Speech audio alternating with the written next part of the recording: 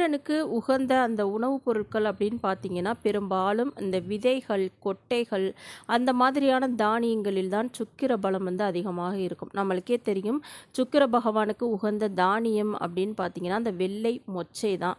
அதனால் அதை வந்து நீங்கள் அடிக்கடி உணவில் வந்து சேர்த்து கொள்ளலாம்.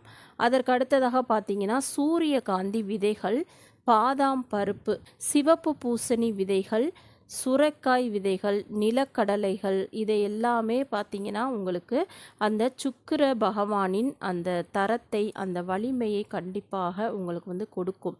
சுக்கிர பலம் இல்லாத அந்த ஜாதகர்கள் தொடர்ந்து இது எல்லாத்தையும் நீங்கள் எடுத்துக்கிட்டே வாங்க. எவர் ஒருவர் மீது சுக்கிர பார்வை விழுகின்றதோ அவர் வந்து நிச்சயமாக கோடீஸ்வரராவது உறுதி.